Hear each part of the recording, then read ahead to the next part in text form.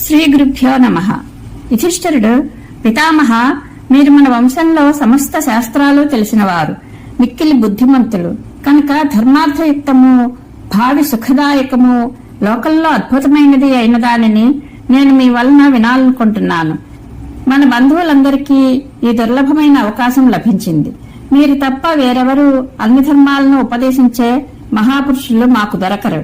కాబట్టి ఈ శ్రీకృష్ణ భగవాన్ యొక్క రాజులందరి యొక్క ఎదుట నాకు, నా సోదరులకు ప్రీతి కలిగించడానికి మీరు నేను అడిగిన విషయాన్ని చెప్పండి అని అడిగాడు. భీష్ముడు చెప్పాడు, నాయనా, నేను నీకు ఇప్పుడు ఒక మనోహరమైన కథ చెప్తాను, విను. పూర్వం నేను విన్న ఈ నారాయణ భగవాన్ని, మహాదేవుని ప్రభావాన్ని చెప్తాను. పార్వతికి సందేహం కలిగి అడిగినప్పుడు శివపార్వతుల మధ్య జరిగిన సంభాషణ కూడా చెప్తాను, విను. పూర్వపు మాట. ధర్మాత్ముడైన శ్రీకృష్ణుడు 12 సంవత్సరాల పరిమితి గల వ్రతదీక్షను చేపట్టి ఒక పర్వతం పైన కఠోర తపస్సు చేస్తున్నాడు. అప్పుడు అతనిని దర్శించడానికి నారదుడు, పర్వతుడు, కృష్ణద్వైపాయన వ్యాసుడు, ధౌమ్యుడు, దేవలుడు, కాశ్యపుడు, హస్తి కాశ్యపుడు, ఇంకా దీక్షాదమ సంపన్నులైన ఇతర ఋషులు, మహర్షులు తమ శిష్యులతో, సిద్ధులతో, దేవతల వంటి తపస్వి జనులతో కలిసి అక్కడికి విచ్చేశారు. దేవకీనందనుడు శ్రీకృష్ణుడు మిక్కిలి ఆనందంగా దేవోపచారాలతో ఆ మహర్షులకు ఆతిథ్యమిచ్చాడు.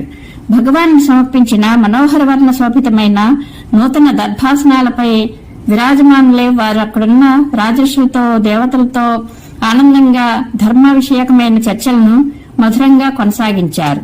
ఇంతలోనే అద్భుత కర్మలు చేసే శ్రీకృష్ణ భగవాను ముఖం నుండి అతని వ్రతదీక్ష వలన పుట్టిన అగ్ని వెలువడి దాంతో వృక్షాలు, లతలు, పొదలు, పక్షులు, మృగ సముదాయం, వేటాడే జంతువులు, సర్పాలతో సహితంగా ఆ పర్వతం దగ్ధం కాసాగింది.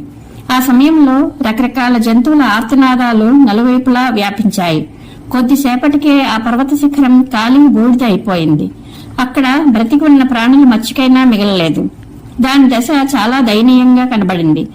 ఈ రీతిగా ఎకసిపడుతున్న జ్వాలలతో కూడిన తేజోమయమైన ఆ అగ్ని పర్వత శిఖరాలన్నింటినీ భస్మం చేసి శ్రీకృష్ణ భగవాను వద్దకు వచ్చి శిష్యుని వల్లే అతని పాదాలకు ప్రణమిల్లింది. అప్పుడు శ్రీకృష్ణుడు దగ్ధమైన ఆ పర్వతాన్ని చూసి దానిపై తన శాంత దృష్టిని ప్రసరింపజేశాడు. దాంతో అది మళ్లీ పూర్వపు స్థితికి వచ్చింది.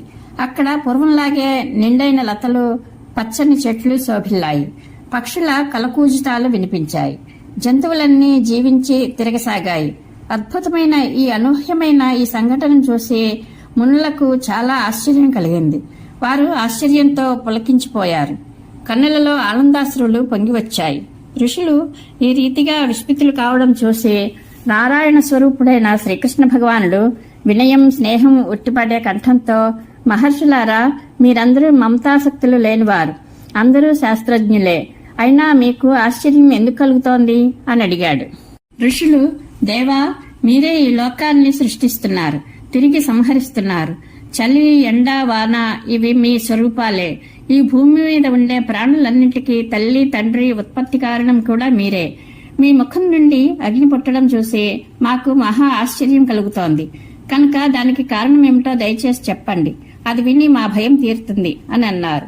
శ్రీకృష్ణుడు, మునివరులారా, నా ముఖం నుండి ప్రళయకాలాగ్ని వల్లే పుట్టి పర్వతాన్ని దగ్ధం చేసిన ఆ తేజస్సు నా వైష్ణవ తేజస్సే. నా వంటి బలసంపన్నుడైన పుత్రుని పొందాలనే కోరికతో తపస్సు చేయడానికి ఈ పర్వతం పైకి వచ్చాను. నా శరీరంలో ఉండే ప్రాణమే అగ్ని రూపంలో బయటకు వచ్చి అందరికీ వరాలు ఇచ్చే లోకపితామహుడైన బ్రహ్మను దర్శించడానికి అతని లోకానికి వెళ్ళింది. శంకర భగవానులోని అర్ధతేజస్సే నా కుమారునిగా జన్మించగలదని బ్రహ్మ సందేశం ఇచ్చి పంపాడు. ఆ తేజమయమైన ప్రాణం అక్కడి నుండి తిరిగి నా వద్దకు వచ్చి సమీపించగానే శిష్యుని వలె పరిచరించడానికి నా చరణాలకు ప్రణమిల్లింది. అనంతరం శాంతించి తన పూర్వావస్థను పొందింది. నా ముఖం నుండి అగ్ని వెలువడంలోని రహస్యం ఇదే. మీకు నేను క్లుప్తంగా చెప్పాను. కాబట్టి మీరు భయభ్రాంతులు కాకండి. మీరు దీర్ఘదర్శులు.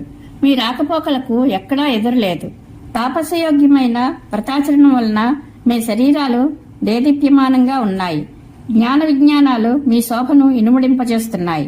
కాబట్టి మీరు ఈ భూలోకంలో గాని స్వర్గంలో గాని ఏదైనా మహాశ్చర్యకరమైన సంగతి చూసి గాని విని గాని ఉంటే దానిని నాకు చెప్పవలసిందిగా కోరుతున్నాను. మీరు తపోవన వాసులు కాబట్టి అమృతం వంటి మీ మధుర వచనాలను నేను సదా ఉత్సుకుడనై వింటాను. ఎందుకంటే సత్పురుషులు చెప్పిన ఉపదేశించిన మాటలు విశ్వాసయోగ్యాలే కాకుండా శిలాక్షర పంక్తుల వల్లే ఈ భూమి మీద చాలా కాలం నిలిచి ఉంటాయి అని చెప్పి అడిగాడు. అది విని భగవాన్ దగ్గర ఉన్న ఋషులందరికీ చాలా ఆశ్చర్యం కలిగింది. వారు పద్మదళాల వల్లే విచ్చుకున్న కన్నులతో అతని వైపు చూడసాగారు. కొందరు అతని అభ్యుదయాన్ని కోరుకున్నారు, కొందరు అతనిని కొనియాడారు, కొందరు అర్థయుక్తములైన ఋగ్వేద రుక్కులతో స్తుతించసాగారు. తదనంతరం అందరూ కలిసి సంభాషణ కుశలుడైన దేవర్షి నారదుని భగవాన్ మాటలకు ప్రత్యుత్తరమిమ్మని ప్రేరేపించారు. అప్పుడు నారాయణునికి సుహృదుడైన నారదముని మహాదేవునికి పార్వతికి జరిగిన సంవాదాన్ని ఈ ప్రకారంగా చెప్పసాగాడు. నారదుడు, దేవా, సిద్ధచారణలు సంచరించే రకరకాల ఔషధులు పువ్వులతో ఆచ్ఛాదింపబడి అత్యంత రమణీయంగా కనిపించే అప్సరసలు భూతగణాలు నివసించే పరమ పావనమైన హిమాలయ పర్వతం మీద పరమ ధర్మాత్ముడు దేవాధిదేవుడు అయిన శంకర భగవానుడు తపస్సు చేసుకుంటూ ఉంటాడు. ఆ సమయంలోనే పార్వతీదేవి అతని వద్దకు వచ్చి, దేవా, తమరు సకల భూతపతులు, ధర్మవేత్తలందరిలో శ్రేష్ఠులు. అందుకని నా మనసులో కలిగిన సందేహాన్ని మీ ముందు ఉంచాలనుకుంటున్నాను. ఇదిగో మునిగణాలు కూడా ఇక్కడ ఉన్నారు. వీరు తపోనిరతులై బహు వేషధారులై లోకంలో సంచరిస్తూ ఉంటారు. ఈ ఋషులకు నాకు కూడా ప్రీతి కలిగించడానికి నా సందేహాన్ని నివృత్తి చేయండి. ధర్మం యొక్క స్వరూపం ఏమిటి? ధర్మం గురించి తెలియని వారు దానిని ఎలా ఆచరించగలుగుతారు అని అడిగింది. పార్వతీదేవి ఈ ప్రశ్న వేయగానే ఋషులందరూ ఋగ్వేదంలోని అర్థయుక్తమైన రుక్కులతో స్తుతిస్తూ ఆమెను కొనియాడారు. అనంతరం మహాదేవుడు, దేవి, ఏ ప్రాణిని హింసించకపోవడం, సత్యం పలకడం, ప్రాణులందరి పట్ల దయ కలిగి ఉండడం, మనసును ఇంద్రియాలను అదుపులో ఉంచుకోవడం, శక్త్యానుసారం దానం ఇవ్వడం, ఇవి గృహస్థాశ్రమంలోని ఉత్తమ ధర్మాలు.